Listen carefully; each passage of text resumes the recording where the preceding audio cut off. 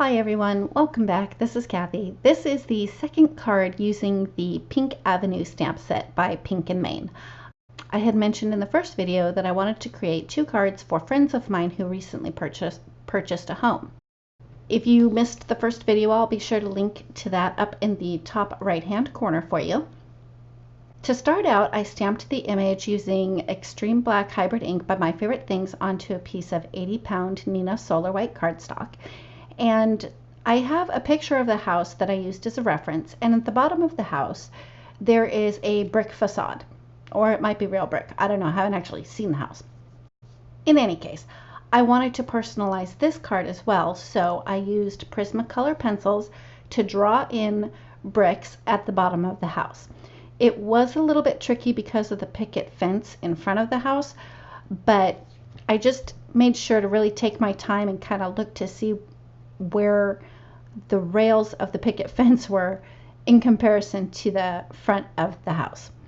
Once I had the lines drawn in for the bricks, I just kind of randomly colored them with different colors. While I finish coloring up the bricks, I'll go ahead and play some music for you to enjoy, and I'll be back right before I start coloring in the house.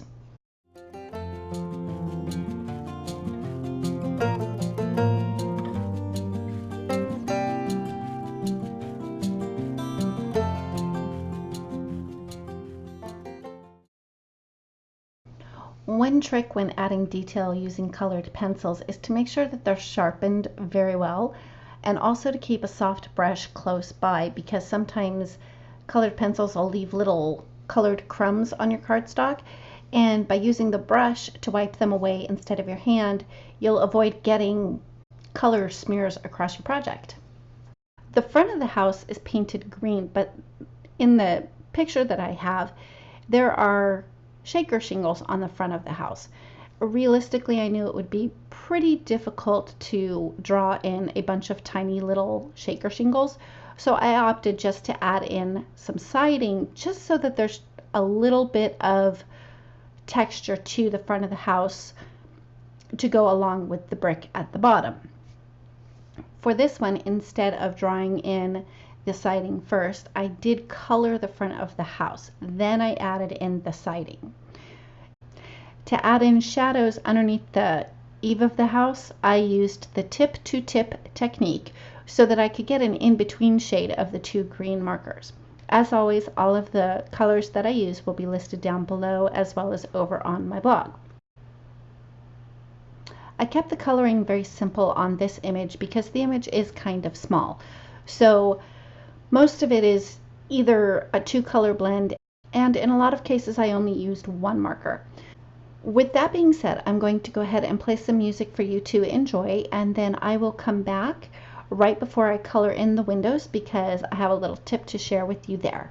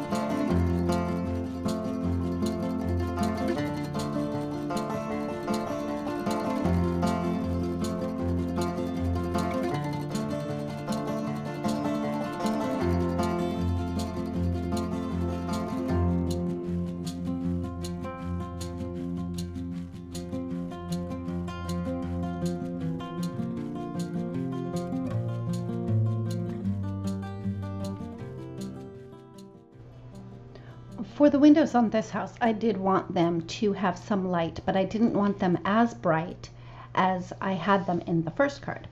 I did the same thing by coloring in first with a BV quadruple 0 because that helps tone down the yellow markers.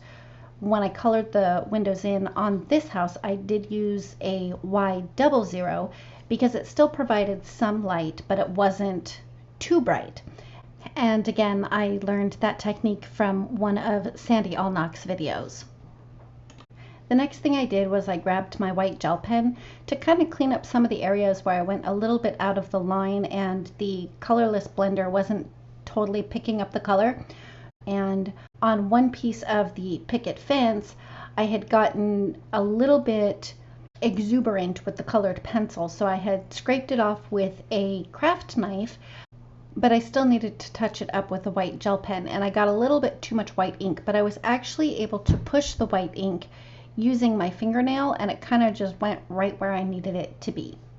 To finish up the card, I cut a strip of peach patterned paper and adhered that to a piece of green cardstock, and then just trimmed off the excess from the top and the bottom with my paper trimmer.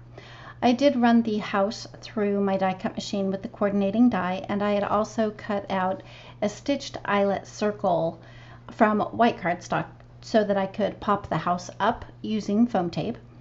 And I adhered the circle to the front of the card also with foam tape. I stamped the sentiment onto a white scrap of cardstock, and I used VersaFine Onyx Black ink for that. And I ran that through my die cut machine with a fishtail banner. I used foam tape to pop up the sentiment as well, and that finishes up my card for today. Thanks so much for tuning in. If you like this video, please give it a thumbs up. If you've not yet subscribed, I'd love it if you would. And don't forget to ring the bell so you're notified every time a new video is posted. Thanks again, and we'll see you next time.